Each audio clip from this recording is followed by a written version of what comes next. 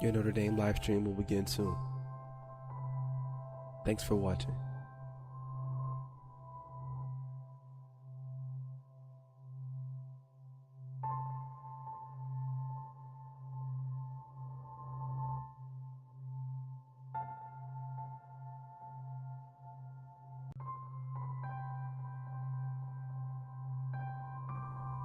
Your Notre Dame live stream will begin soon.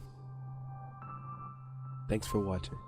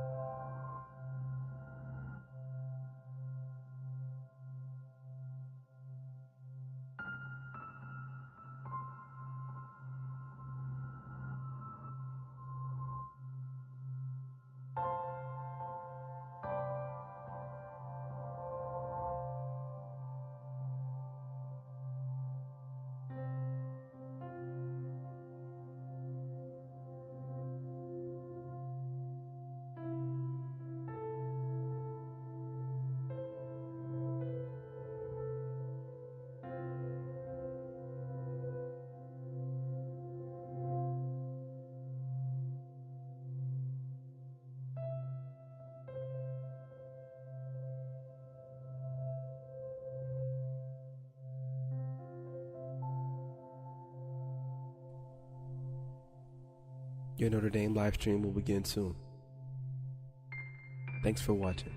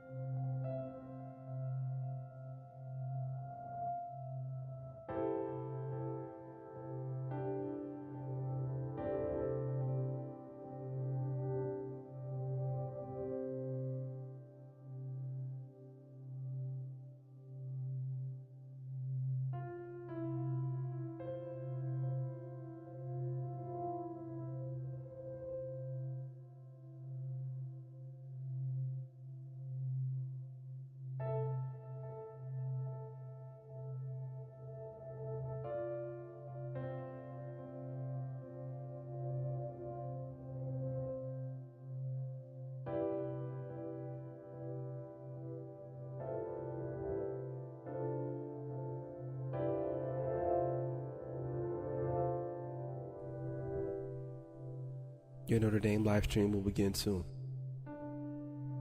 Thanks for watching.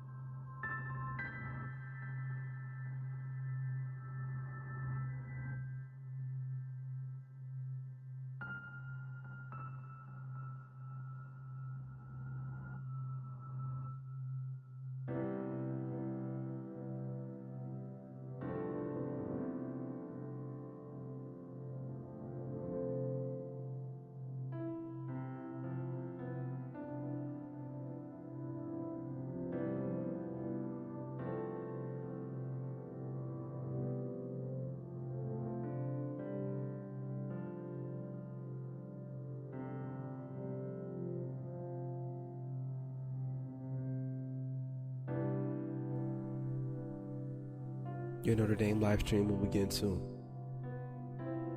Thanks for watching.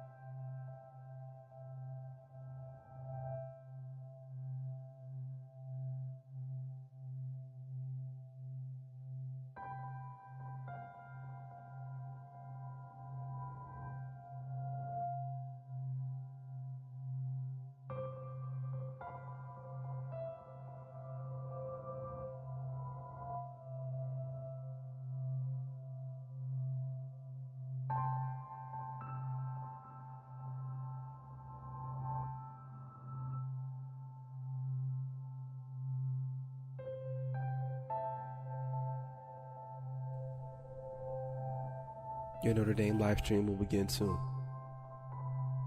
Thanks for watching.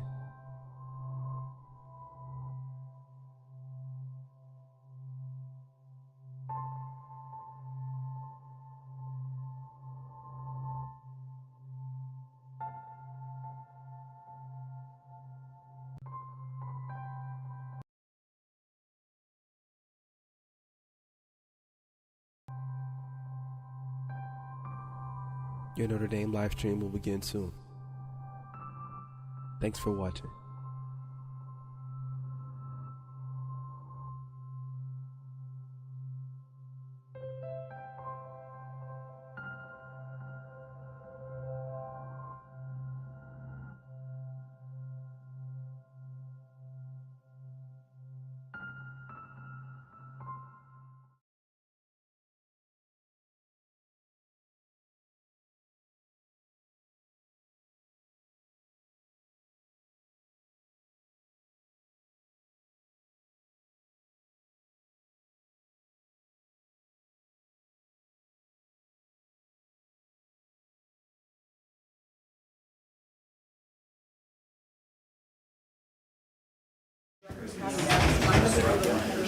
Welcome to you all.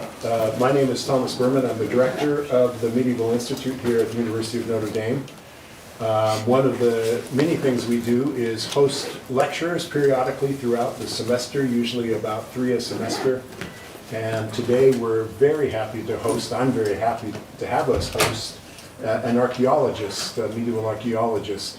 One of the things that many of you who know medieval studies will be aware of is that medieval archaeology is sort of revolutionizing how we think about the Middle Ages in all kinds of ways. And generally in North America, we're way behind where the rest of the world is in keeping up with what's happening in archaeology for the Middle Ages. And so it's especially important that we, who like to think of ourselves as both the largest and the most prestigious Institute for Medieval Studies in North America, should be hosting this kind of thing. To introduce our speaker today, I'm going to ask my colleague from Anthropology, Ian Knight, to come forward, and he will introduce our speaker. Thanks very much. Thank you. You're all very welcome. It's delightful to see you all here. Who could ask for a better introduction than somehow archaeology is revolutionizing medieval studies? It puts pressure on our speaker in different ways. It also, in some ways, very appropriately highlights the kind of conversations that can take place between different disciplines in shared topics and shared conversations in different ways. And that's really where our speaker this afternoon comes into play.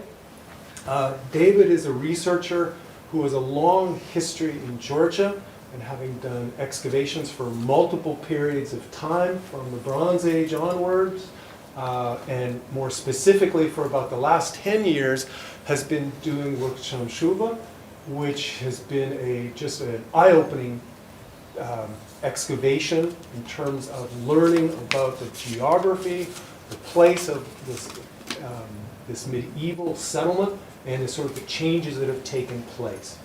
I'm not going to say an awful lot more because having seen his PowerPoint yesterday, I'm much more interested in seeing that rather than listening to myself.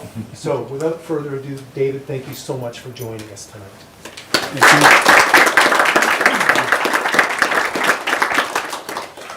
Thank you very much, and thank you for your time and for your interest. But before I start my presentation, main part of my presentation, I want to take a few minutes and, as an introduction, say a few words. First of all, I want to say that it was not easy task for me to make today's presentation because as far as I know, I am first Georgian archaeologist here who has to talk about medieval South Caucasus in a 45 minutes. And this is not easy to do because I will have to compress lots of information and present in such a way to be most interesting and informative, okay? And I feel a big responsibility on my shoulders from this point. Also, what made me a bit nervous and still makes me nervous is that I'm not a native English speaker, so my English skills are not very perfect. And maybe in some part of my presentation there will be something a bit blurred or something not clearly understanding. And later, when question and answers, I will try to use everything what I can do in English to expand it. Okay. As a note, I wanted to say that in my presentation I will have a few slides that present human remains, the skeletal remains, and as a note, take it in mind, okay? And of course, the gratitude. I want to express my big gratitude to the University of Notre Dame and to the Medieval Institute of this university. And my particular thanks to Professor Thomas Barman, the director of the institute, who gave a green light to my presence here, and I'm presenting here and will try to show everything what I have experienced. To Professor Meredith Chesson and to Dr. Megan Hull, and of course to my friend and to my colleague Jan Kite, whom we met 2 years ago. It was a virtual conference. So first we met virtually, and after the year we had a joint trip in Georgia and visited a few medieval sites, and Samshvilde was one of these sites, and the idea just generated on the field about bringing me here, and now I will try to share all the information I have. Also, I was thinking how to open my today's presentation, and I was thinking what to put as a first slide to make open the presentation.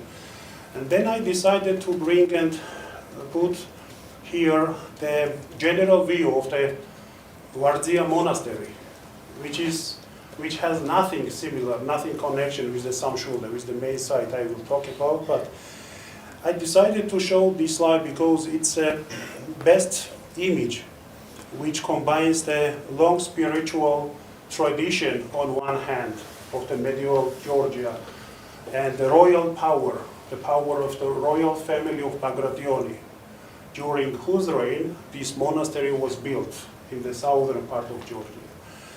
And it is very significant that this monastery, Vardzia monastery of the 12th century, was built under the reign of Queen Tamar. Queen Tamar, who was the very first female king, not only in the country, present-day Georgia, but in general in the South Caucasus. And let me remind you that it was 800 years ago, so very old, so 800 years ago. And the image of the Queen Tamar we still have on the frescoes of Vardzia monastery inside, where she's standing behind of her father, King George III. And this image is a symbol of the values of the equality between female and the male 800 years ago, what was appreciated and respected in this region. And so Queen and the King are standing in front of the god and asking for a vows and for health and for the protection of the country. And this is one of the brilliant specimens of the medieval Georgian wall paintings, which has an interesting background. But also the same values are well reflected and well presented in the poem of the same period, which is called the Knight of the Panthear Skin by Shota Rustaveli. Shota Rustaveli was the poet of the 12th century, the same period when the Queen Tamar reigned. And from this poem, there is one short fragment that says, lions' whelps are equally lions through female or male they be. So this is the same proof of these values that they had in the medieval Georgia, present-day medieval Georgia, and generally in South Caucasus. Now, I want to be more specific about the archaeological and material culture. And as one of the examples of this culture, I bring here the cross of the Queen Tamar, which is a golden frame incrustated with the emeralds, rubies, and pearls, and also has an inscription in old Georgian letters. And the inscription says, "My Lord, bless and protect the Queen of the Queen Tamar." So only this one golden cross is a good sign about the how the goldsmiths was developed, what level of the goldsmiths they had in the medieval Georgia. It's 12th and 13th centuries ago, again. But there are not only a single artifacts or frescoes of the medieval times, we can talk endlessly, but also there are whole cities and the towns on the present day, in the present day Georgia. And one of the main town is Mtskheta. Mtskheta is the old capital of the country, was old capital of the country before Tbilisi. And it was founded in Bronze period, late Bronze period, then there were occupation in the classical times, but after the Christianity became a state religion in the country, the power of the Mtskheta rised and rised. And this is the must place, this is the place that must be visited by those peoples who are interested in medieval history and medieval cultural heritage in general. It had a very affordable location at the conjunction of two rivers.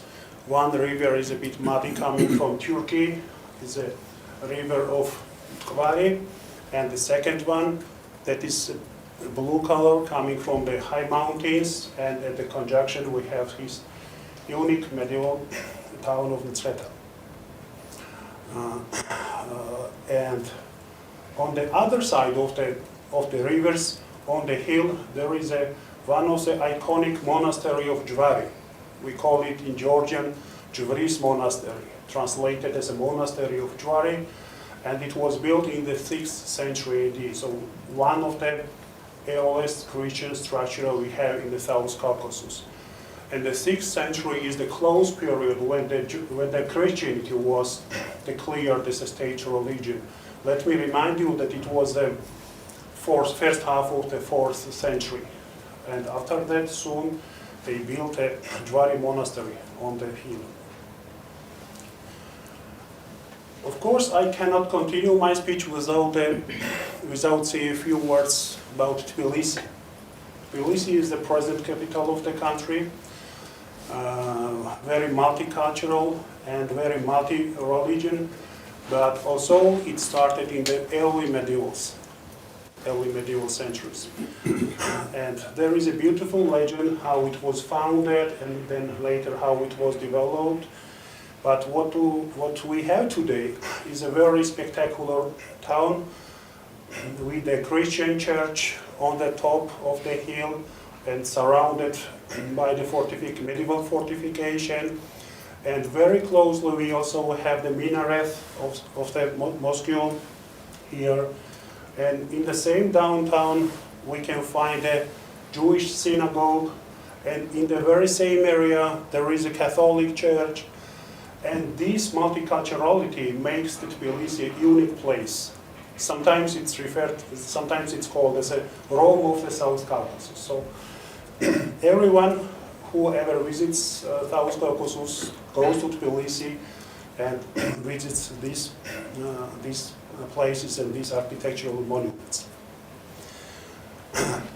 I could talk about Tbilisi and Mtskheta and other towns also, but now let me shift slowly to Samshvilde and show where it is on the map.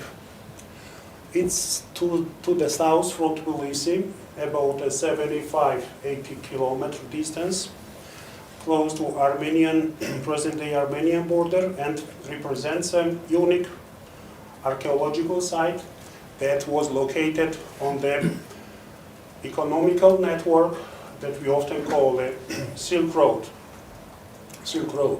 This is the map of the Silk Road of the 11th, 12th century. More or less, this is how it looked like, and was connected far east to the Constantinople and to the Western Europe. And Samshvilde site, which is the main object today, was located on the northern branch between Caspian and the Black Seas.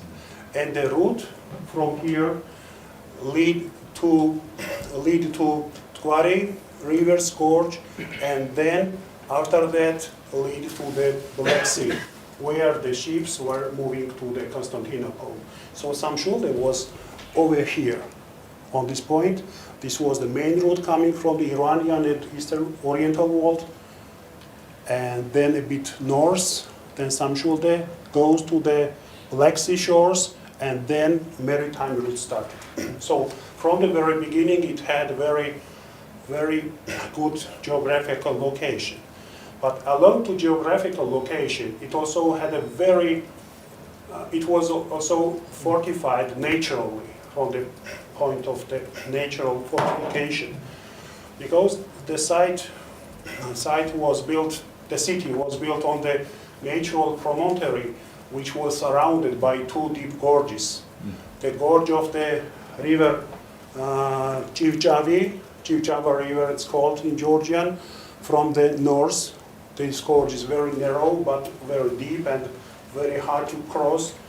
Particularly, it would be very hard to cross and attack the city in the medieval times.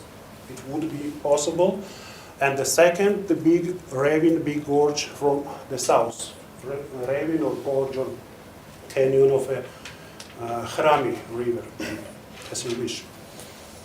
And the medieval city was located on the top of this basalt promontory. I also want to say that in these canyons, in these gorges, there were and still are the cave complexes of 3 layers. 3-layer complexes, 3-layer caves also combine archaeological deposits and archaeological layers. But to do some surveys or some excavations is very complicated, very hard there for a few reasons. The first reason is the not existence of the good path, good ways to get there.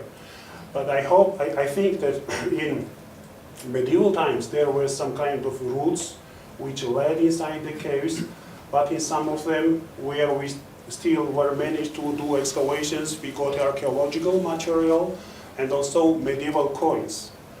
So existence of the coins, money inside the caves, it means that the caves also were involved in this economical and political and cultural relationship, and not only those people who resided on the promontory. So caves also are objects for further investigation. And now have a look on the site from the west, from another point. And here we can find that the city was divided into a few parts, into three parts. We call it merchants and the farmers part, the most western one, which is this bigger one, and the latest part of the city at the same time. And this part was divided, was separated from middle part of the city by first defense wall, which we can see over here. This one is the first defense wall. After passing this wall, we can enter the middle part of the city, which is called the part where the noble part, where the nobles of the medieval city resided. And the middle part also is divided from the most eastern tip, which is considered as a royal part, by a huge defensive wall called the Samshvilde citadel. So the city began from the very tip, and later, centuries by centuries, became bigger, and this part is the late medieval, while the central part is the high medieval, and the eastern part is the very beginning of this unique site. There are many interesting monuments on the present day level, and of course many archaeological layers and context, but I just wanted to take your attention to specifically to churches. I cannot talk about everything at the same time, but I think churches will be one of the most interesting, because all the churches belong to because these churches belong to different periods of the medieval, starting from the 8th century, coming up to the 18th, 19th century. So all the time, people who resided on this site had a place to come and to pray. So the first one is the Church of Holy Mother Dormition Church, located in the middle part of the city, and the date of it is a 16th, 17th century. It's a late medieval. We call this late medieval. The next one of St. George's Church of the 12th century is located in the western part, across the road leading to the tip. The next one is called the Palace Church of the 17th, 18th century, and was built on the very edge of this promontory and has a beautiful view on the canyon.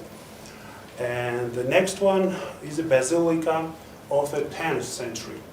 This basilica is very important because it was built in the 10th century when the Samshvilde was the capital of a Tashir-Dzoraget Armenian kingdom, when the Armenian influence was very, very strong through this region, and Samshvilde was the capital of Armenian kingdom of Tashir-Dzoraget. And even more, we know from the records that Armenian kings had their residence, had their seat in the town, until the mid of 11th century, when the Georgian royal family took the city back under the Georgian state influence.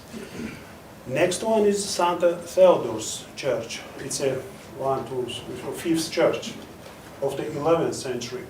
Very well, not very well, but still preserved frescoes and mural paintings of two different periods. 11th century frescoes, and they were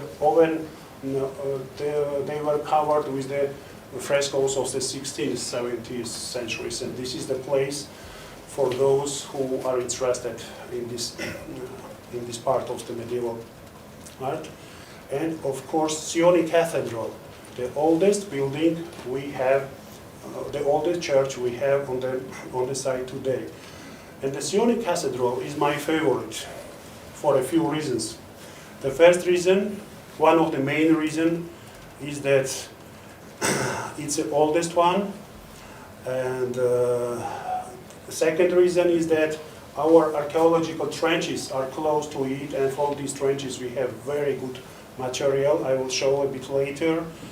And also the third reason is the inscription that is still survived, that is still presented on the facade of this of this monument.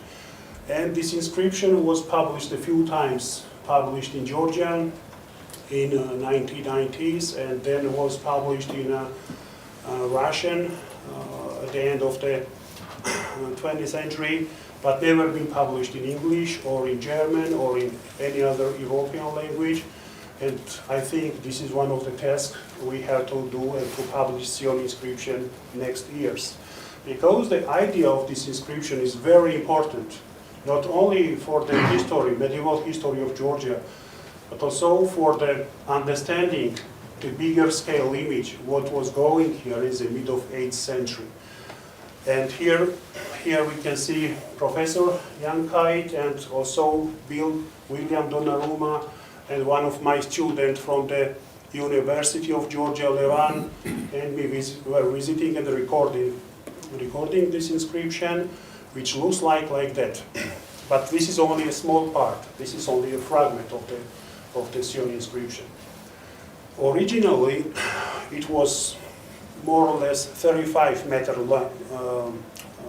long. So I'm sure this was the longest early medieval inscription which survived in southern Caucasus.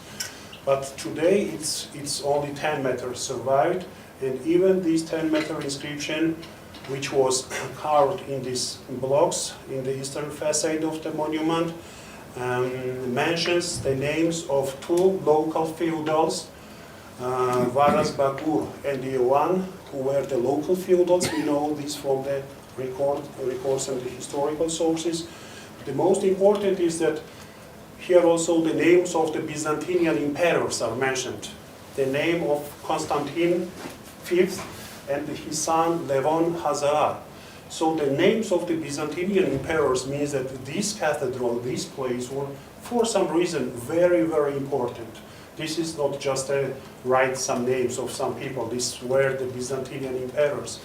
But at the same time, the very important thing to think about is that this is the time, mid of 8th century, when the Arabian Caliphate influence is very, very strong to the side of South Caucasus.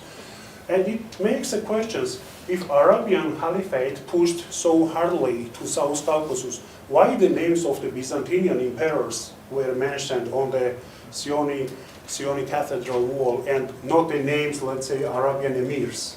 So this is the question. We have to find good answers. But for now we can say that this is the sign of the maybe, how to say, maybe political flexibility of Georgian nobles. So they tried to deal well with the Arabians, at the same time with the Byzantinians, and put Byzantine emperors' names on the wall. This is the explanation what we can suggest now. But next years and further investigation may bring better answers. Now let's see what we have from the archaeological trenches, as a result of the archaeological excavations. And we have a few trenches over here to the north side from the Sioni Cathedral monument remains. And these trenches combine the archaeological material of two different periods. The first is the archaeological finds of the prehistorical period. This is very interesting, maybe not the audience here, because most of you here are medievalists, but for some students it's also very interesting. Represented by stones, by obsidians, by skyscrapers, performing tools, antlers, and so on. And the biggest part of the finds, the number of the finds is a few thousand, almost 9,000 single artifacts. So single artifacts we call the artifact which is a particular or shape or a face or some big information. We don't count the material that is out of this information. So more or less 9,000 single artifacts from these 5 trenches. Medieval archaeological finds we have here presented by bracelets, glass bracelets, which sometimes are very, very elaborated and very colorful. And also we have here the glazed potteries with the artistic images. Sometimes these images are floral or sometimes faunal images. Also we have here metal objects represented by needles or arrowheads or decorative stuffs. Some stuff we don't even understand what they were, but we still have them. And the glazed bowls, which are very common for the medieval period of this region, and not only of this region, but the wider scale. And the fragments of the very high quality glass, window glass for the window, and these are the amazing fragments of the window glasses. And the numismatic hoard, the coins, which is very informative and very good for dating, not by itself, but also dating other stuff and the whole context, whole archaeological context.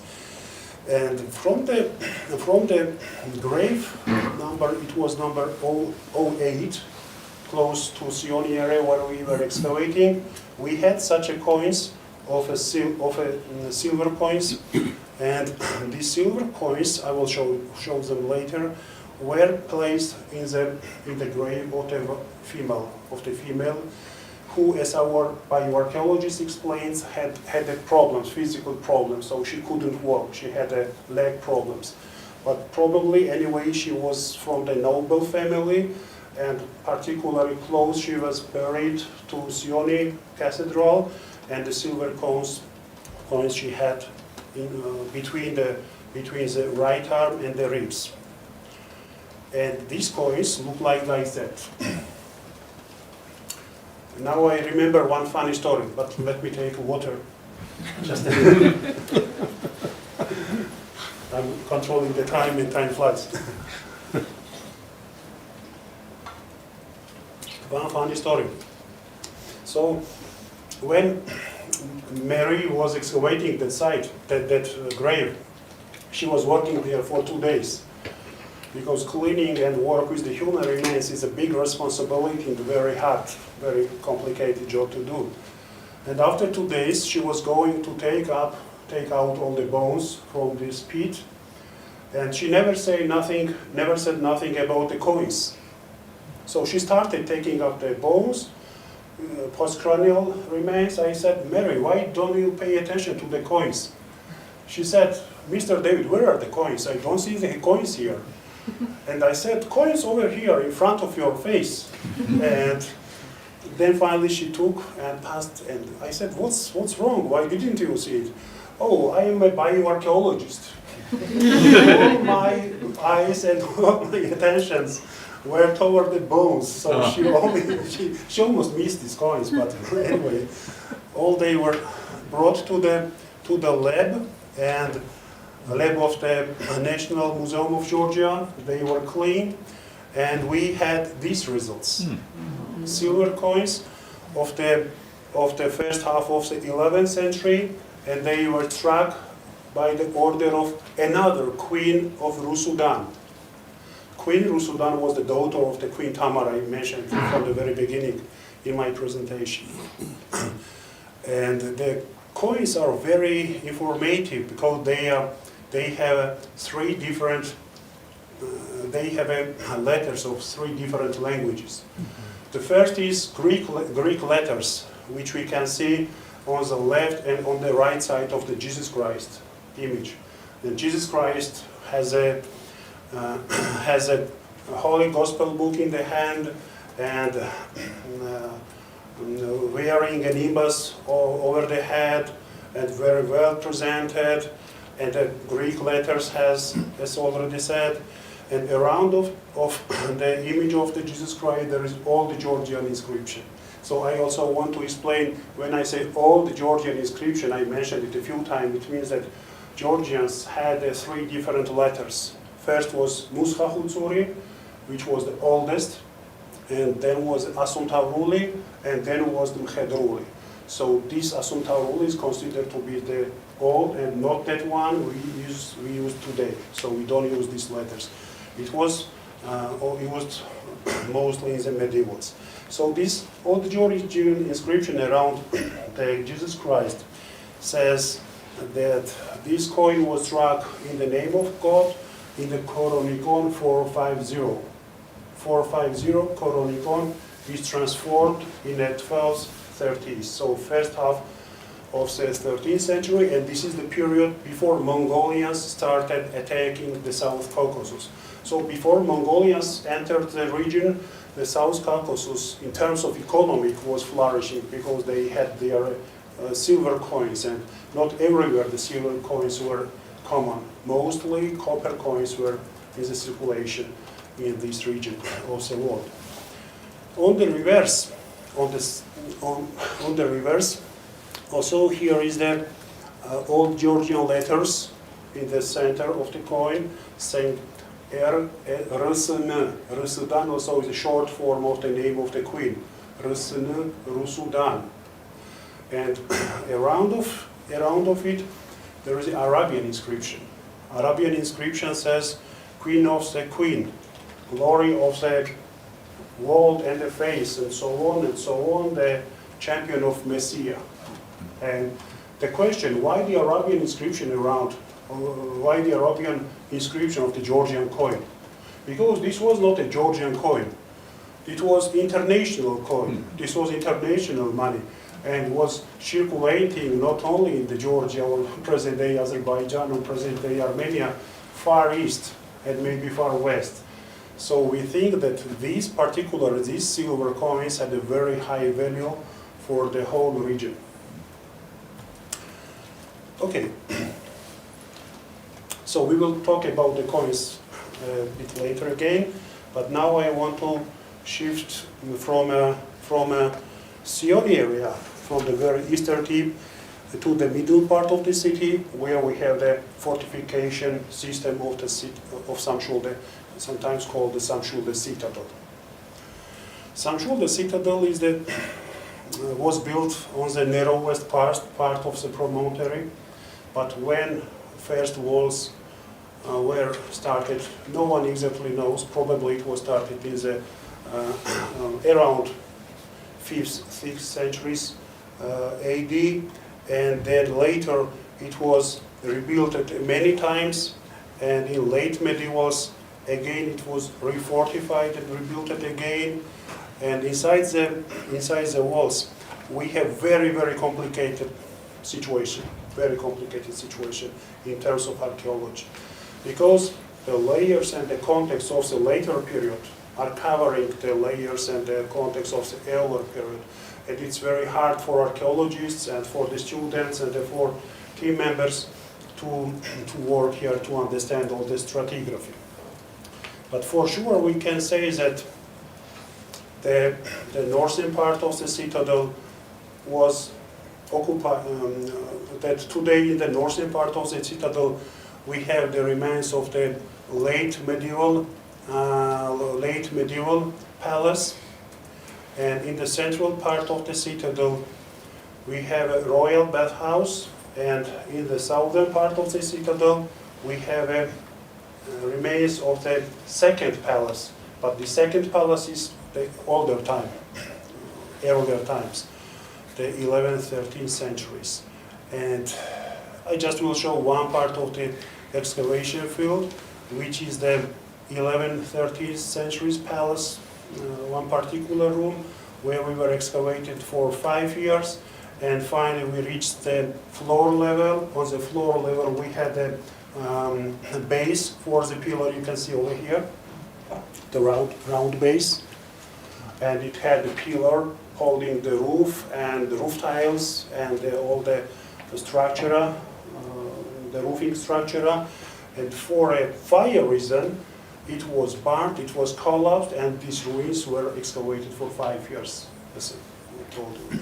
And in some part, which was out of the fire, we could manage to find a hydrological network, the part of the hydrological network, because the network is very big and covers all the site. It's impossible to get everywhere to find how this hydrological network was working, but on some particular parts of the city We were lucky to find it.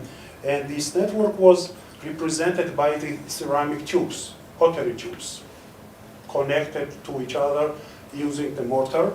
So it could work for a high pressure water, so water could run very fast, very intensively inside.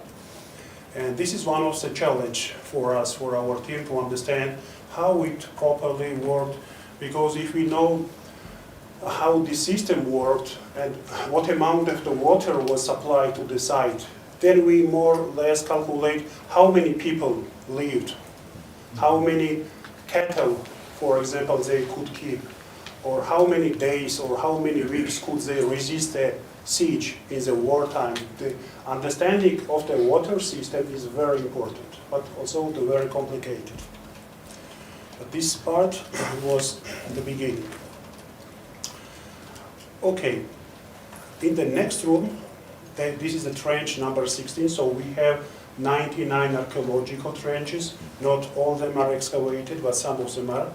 And this is trench 16th, which was burnt with the fire, and the bricks and the roof tiles and everything was collapsed inside the room. And the students were excavating for 3 years, and when finally reached the floor level, we had amazing archaeological stuff just left for the moment when fire destroyed the building. And this stuff is represented by potteries, by glass, with the semi-precious stones. Semi-precious stones, I think they were used for jewelries or for maybe making a glaze, for glazing the bowls. This is also the question we still do not have an answer yet. But yeah, also we had some beads of different color, different shape, and some pottery vessels we could reconstruct in our restoration lab at the university. And the most important stuff we got on the floor level is another hoard of the medieval coins. And this is the coins we had there on the floor level before we cleaned it at the lab of the Georgian National Museum. And after we cleaned it, I'll show what results we got. But also want to underline that this numismatic hoard, this Samshvilde hoard, we call it Samshvilde hoard, was, it seems it was kept in small wooden box for the moment of the fire which destroyed the room. And we of course couldn't find the wooden box because it was gone. But we could manage to get also some few photos of these coins in situ, but we could manage find the charcoal around it, charcoal remains. We also could use the charcoal remains for dating, but when you have 285 coins with the inscriptions, it has no sense to do a radiocarbon dating, right? So, and what also survived is these ankles and the locks from the wooden box. They are bronze, and they were a bit deformed after a fire, but still preserved. And the good sign that this was not just a box, but it was artistic box decorated with the artistic metal parts, okay? And this part of this metal object makes us to think that the cover of the box was attached to the main part in a movable way. So could close, put money or take money and open, and so on. Okay, I mentioned that we have here 285 coins, and some coins, the most of the coins are Georgian coins with the Georgian Arabian inscriptions. We call Georgian coins because all they were struck, minted under the Georgian rulers. But also we have a few one here from the Oriental countries, from Iranian world. I will show the part of these coins, how they look like after conservation and after cleaning of the rust. Some of them were regular shapes, some of them were irregular shapes. And this one, which is in the central, is the best coin from this hoard.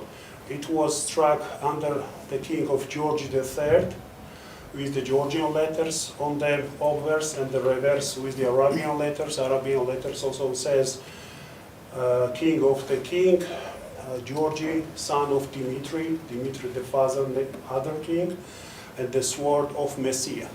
Also, the Arabian inscription was for the international use of this coin.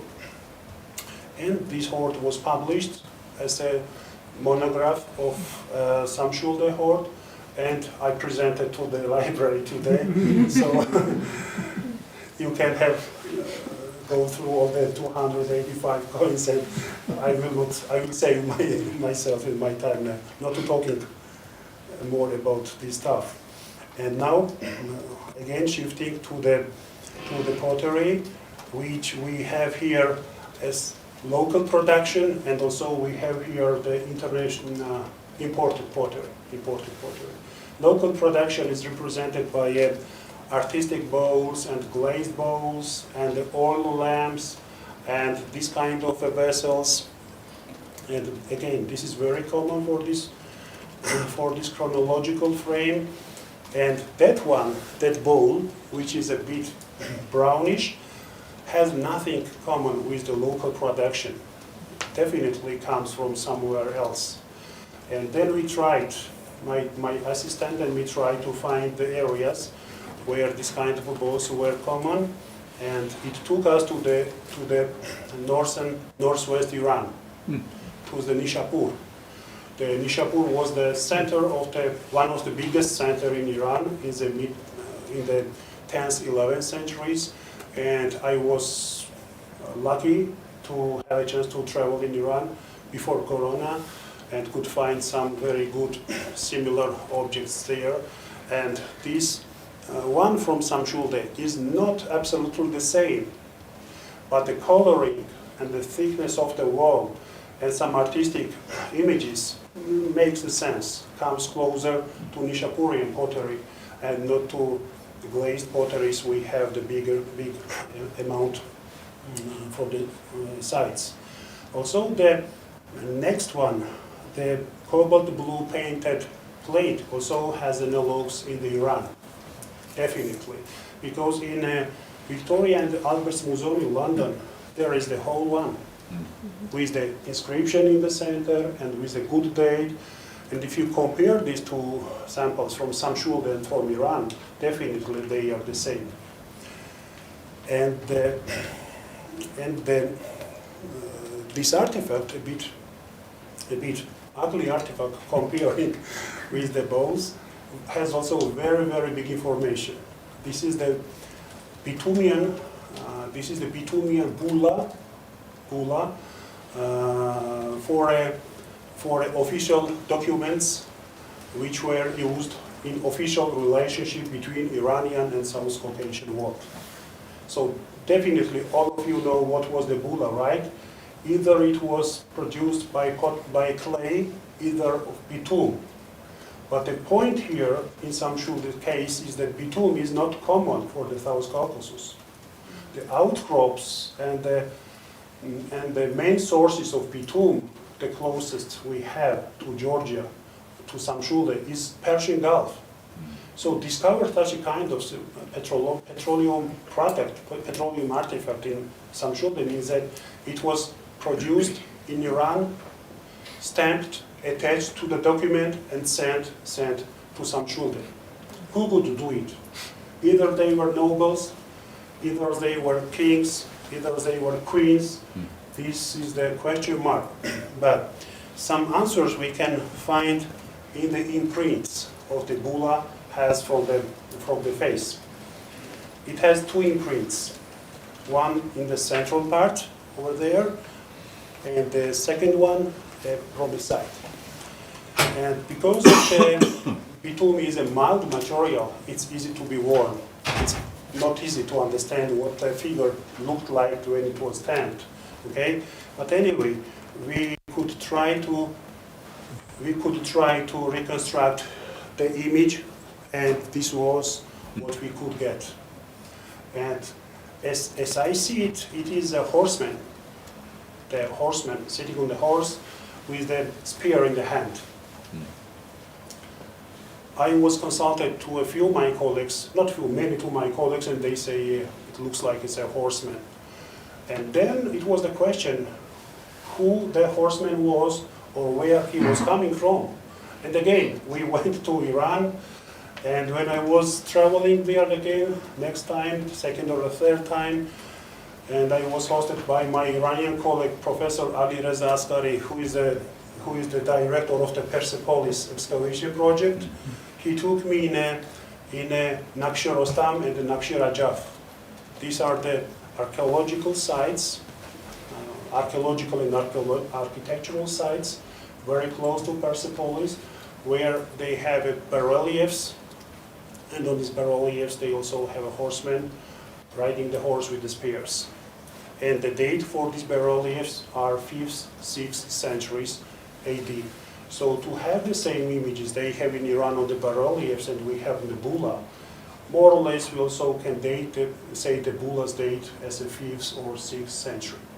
So this is another interesting thing, that the relationship between South Caucasus and in Iran didn't start only in the 11th century or the 17th century, but much older times, in the 5th, 6th centuries, where Samshvilde was forming as a political, economical center, and when Iranian interests were rising towards the South Caucasus region. And from the very beginning, it should be official, it had an official shape. Yeah, and this is the site I mentioned, Naksh Rostam, Naksh Rajaf. It's a necropolis of the Achaemenian emperors, and this huge tomb inside the rock is the necropolis of Emperor Xerxes. It goes 5th century BC, and below of it, here are the Sasanian bas-reliefs. So there is 1,000 years, there is a 10th century between two Iranian empires, Achaemenians and Sasanians. In our case, Sasanians are interesting, but I hope maybe next time we also will find something of the Achaemenian origin in Samshvilde, because as deep as we go in archaeological trenches, older and older material appears coming up. Yeah, and again, to summarize the Bulla's story, I will show you some samples from the Iranian National Museum and the Samshvilde Bulla here. I think there is no more questions about its Iranian origin. Okay. And of course, explanation that Iranian Bullas we have from Samshvilde, why we had Iranian Bullas in Samshvilde is very easy if you have a look on this map. This map is a 5th, 6th centuries map, how the Sasanians were expanding the area to areas to the South Caucasus region, and Samshvilde was definitely under their influence. Okay, now I will make a short overview about interdisciplinary studies. Will not take much of your time. I think I already did a lot, spoke a lot, and we'll try to just share some results we have from the interdisciplinary studies, such as palynology, such as zooarchaeology, such as bioarchaeology, and the goal for these studies is to reconstruct medieval environmental around the Samshvilde site, and in a bigger scale in the South Caucasus in general, and to compare these results from interdisciplinary studies with the archaeological results to try to get a whole image. So we did and still continue to doing this. Of course, we have questions and challenges, and some challenge I mentioned from the very beginning with regard to the hydrological net, and this one was a priority for our project to keep going and to try best how to understand how the water was running around the city, and so on and so on. The second challenge, big challenge we have is the location of the medieval cemetery of the site. I showed a few graves, and I showed you the grave 08 where we had the silver coins, but this is not a main cemetery. We don't still yet know where the main cemetery of the site is. Maybe it is located on the promontory, maybe somewhere on the other side. But it's very difficult, very complicated to get the information because of the very big scale of the site and around its surroundings. We were using the paleomagnetic methods or different geophysical methods. We have some good results, but not sure. Maybe next time when I will be sure about the graves, I will share the new results. And this is the small part what we had after this geomagnetic surveys. And the final part, and how I see to continue working on the site is the so-called LIDAR project. LIDAR project. The LIDAR project, you definitely know, was very successfully used in Mesoamerica a few years ago, and they had astonishing results. They got an image of the city under the trees, on the city which was overgrown by the vegetation without cutting even one tree. So they used this scanner, scanned around, and had such an image. And I think that this method also will be very, very effective in Samshvilde case.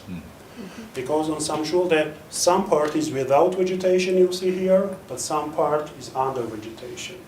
And also, personally, it is very interesting for me how ladder will work here, because never in post-Soviet Caucasus, it has been never used. So if we'll be lucky, we will try it and we'll have more information without cutting the trees and without excavating lots of ground and spend a lot of time and a lot of money. So this was what I wanted to share with you today. Thank you very much.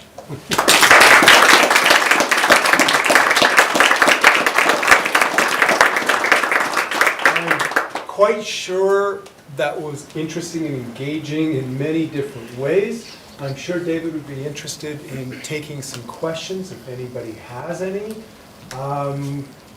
What are you thinking about and what would you like to know more about? Yes, please. It looks like from the images you showed that the, not standing architecture, but visible architecture tends to be ecclesiastical, and some excavations that were done in the palace. Is there any sense of what the settlement actually looked like as far as residential areas or elements like that? Again, can you repeat again? From what The second part of the question. Is there any evidence of how the residential development of the city looked, houses or just more secular elements? It's very hard to say, because most of the year the site is covered with the vegetation. Only method we can use to try understand how the residential area or the royal part or the central part look like is a late autumn or winter time to use drones and then get images and to try to build to find an answers how it looked like. But for now we know we have information from the citadel area. We know that here were two palaces of the late medieval and the early medievals. We know that there was a bathhouse, which also were object of the studies. We know about the five or six churches. From the record also we know that here must be a sixth church, which we didn't find yet. Maybe it is under the Sioni ruins because it was traditional to build a new church on the top of the old one. We also tried to use geomagnetics, and we also have some features, architectural features under the Sioni. Maybe there is an old one. And this is the information we have. Not many questions we have, but not many answers. And also, more you excavate, sometimes you get more questions than more answers. So. I think your question is very appropriate. The scale of the settlement is enormous, and where people were living is unresolved. You know, it's how long? 2 kilometers? Yeah, 2 kilometers. Yeah. 2 kilometers long. You have a follow-up question, I can tell. Well, I'm just, you said you can go in the winter when and I've done the same where I've gone in different seasons because you can see the ground differently. Are the remains visible? Like, can you see walls or at least elements of where things were just by walking? Yeah. This was what we asked. Yeah. Yeah. Yeah. Let me go back to the main view of the promontory.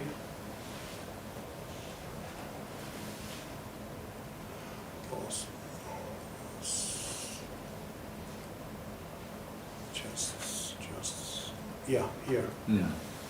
Yeah, this is what we can see. And these features and these structures, all they are walls. Yeah. All they are walls, yeah. Okay. Other questions? Yes, But please. not everyone, not everything is excavated, of course. Yeah. I have two, one very short and then one a little bit more Okay. complicated. When did occupation of this site stop? Stop. Yeah, Okay. because the village was on the other side. So when did people leave this area? Okay, let me answer first and next. We know for sure that the site was abandoned in the 19th century. 19th century. Until 18th century, it was still occupied, not in a big scale, but in a small scale. And the abandonment of the site was connected with the Tbilisi, the capital. Because from the 19th century, from the middle of 19th century and end of 19th century, then in the 20th century, Tbilisi became the major economical hub and political and cultural hub. So the nobles who resided here in the 18th century or the first half of the 19th, it had no sense to stay here. So they moved to Tbilisi, and then the site was just as a abandoned and was overgrown with the vegetation, and in the 20th it was as a object of the interest of historians or archaeologists and so on. Yeah, this is what we know for sure. It was left in the 19th. My other question is, I was so captivated by that opening poem about the lion whelps being equal, male or female. So does that just apply to the royals or everyone else? And do you see that reflected in burials and life in? I think this is complicated. This is hard to answer. You know, what we have from the records and what we have from the history or the historical sources, mainly we have this information about the royal families or noble families.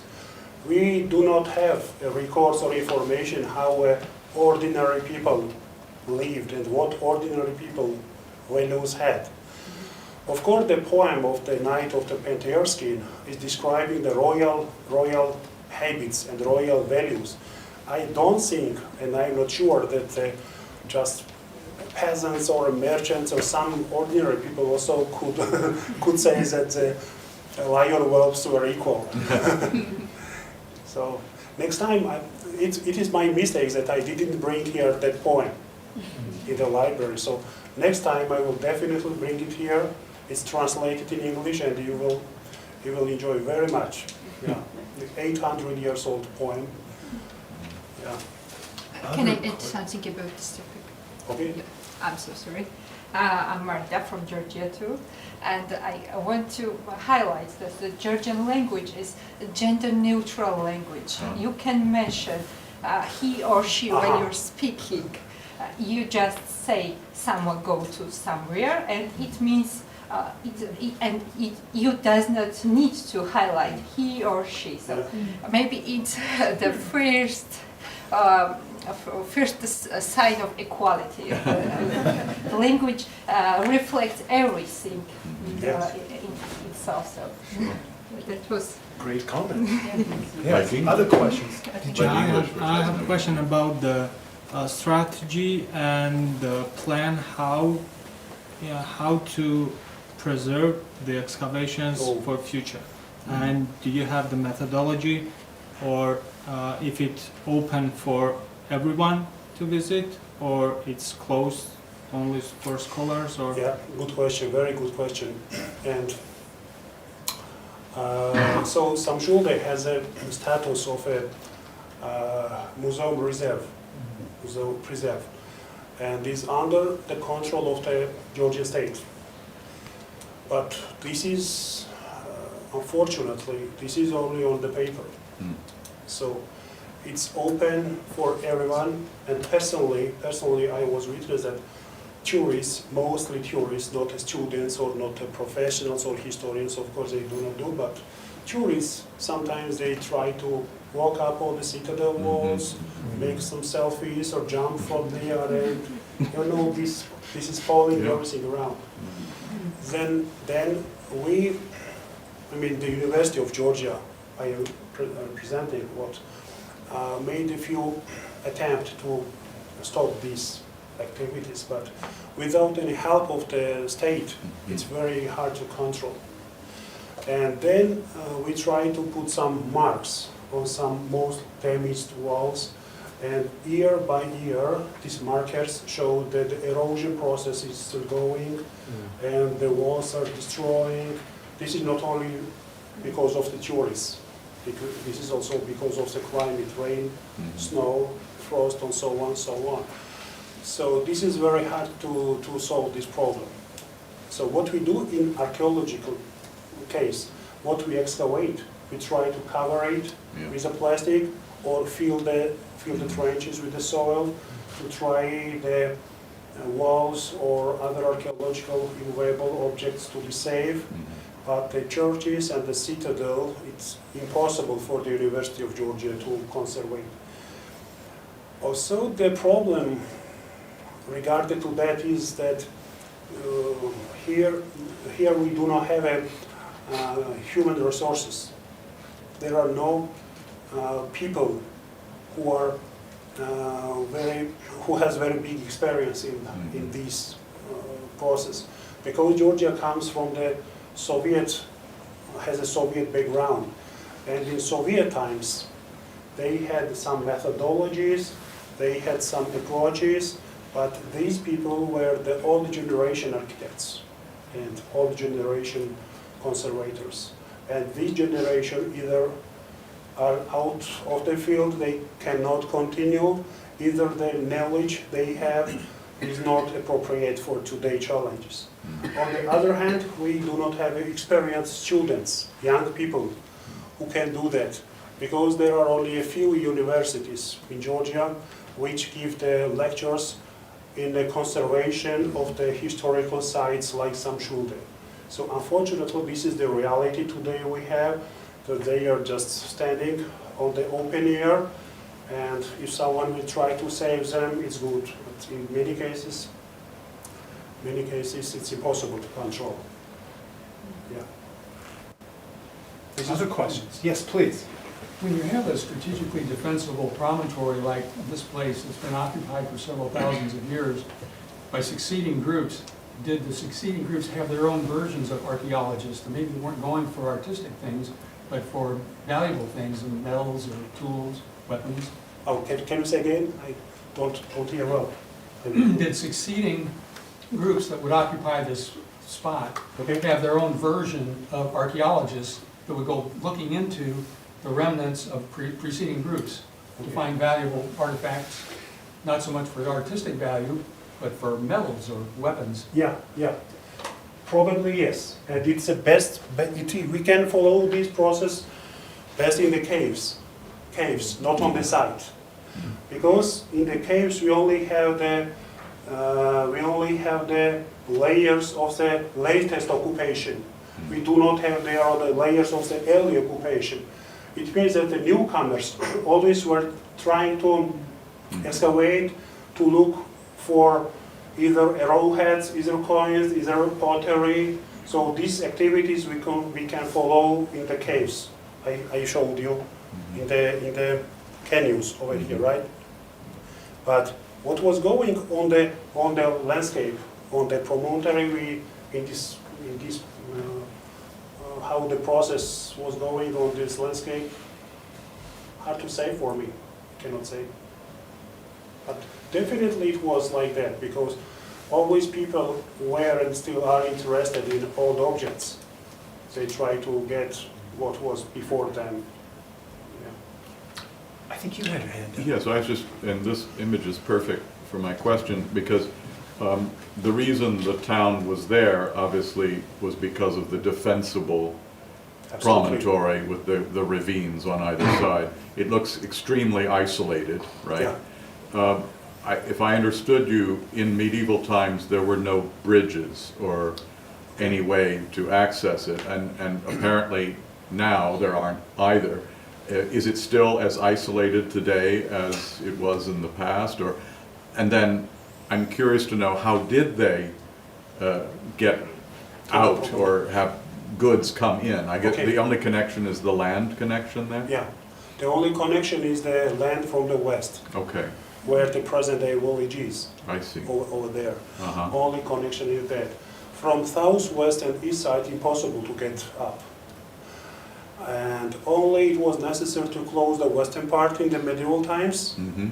It was very hard for the enemies to get in. Right. Regarding the bridges, Yes? of course there was no bridges across the gorges, but we have 3 bridges on the rivers. Over the Down rivers. below. Yeah, down. And why they had the bridges there? Again, because it was very active, economical and a political place. Mhm. Because if you cross the bridges over the river Khrami, then you go to south, to Armenia and then farther to Iranian side. And if you cross the bridges here on the other river, then you go either to western or either to north. Yeah. Mm-hmm. This is how it worked. And also want to add that when we did the surveys, archaeological landscape surveys in the gorges at the river level, Mm-hmm. also there are settlements, there are the graves, there are other monasteries. Okay. So all this area was occupied in caves and the river levels, and of course the promontory itself. So this is why we need a wider to scan not only the landscape but also the gorges, which absolutely covered with the vegetation. A quick follow-up from that then, before we go to Tom's question then. So these, from my standpoint, these represent medieval field systems on both sides. And with the other photo, you go in the other direction. So is there a possibility that there were also extensive farmlands and residential areas, coming back to your question, residential areas on these other areas? Yeah. We also surveyed all this area around, and also we located some settlements here, not only from the medieval side, but also we have here some menhirs from the Bronze period, and some stone structures, which also goes to prehistory. And my guess is that maybe the main cemetery of the medieval side, Samshvilde, could be outside of the town. Yeah. Okay. Tom, you had a question. Well, first a comment and maybe a question. So I was really interested in those coins that have the Arabic on one side and the Georgian on the other. And the Arabic inscription, at least on the second one you mentioned, ended with the phrase, "the sword of the Messiah," which in Arabic would be Seif al-Masih. And I just wanted to comment that, I mean, here we have a really clever game being played, because to say that you're the sword of the Messiah is to hint, but not much more than hint, that you're a Christian. Mm-hmm. If you were a Muslim, you'd be the sword of religion, the Saif ad-Din, or the Saif ad-Dawla, or something like that. But to say you're Saif al-Masih is a way to signal you're a Christian without quite coming out and saying it, because Jesus is always called the Masih in Arabic anyway. And so it's a phenomenon that I think is really something we'd expect to see almost in this frontier area, this borderland between the Christian world and the Islamic world. Yeah. They're trying to play both sides of this. Are there historical sources that mention the same titles for these rulers? Yes, there are the historical sources. It's a life of the Georgians, and this is the historical source that gives information starting from the 5th century AD till the 18th, 19th century. And these sources, I'm not very good in this particular part of the history in the records, but as far as I know, there are some information regarding to this. Very good. Yeah, I have not a clear answer now for now. Very good. Well, unfortunately, I should say that we've kind of run out of time for questions, but we have a beautiful reception back here. Another thing that the Medieval Institute does very well is put on receptions. So I hope you'll all walk through this door, which we'll all unlock in a minute, and you can have things to eat and things to drink. And please come over there and eat it so we don't have to send it back. And thanks to our speakers as well. Speaker.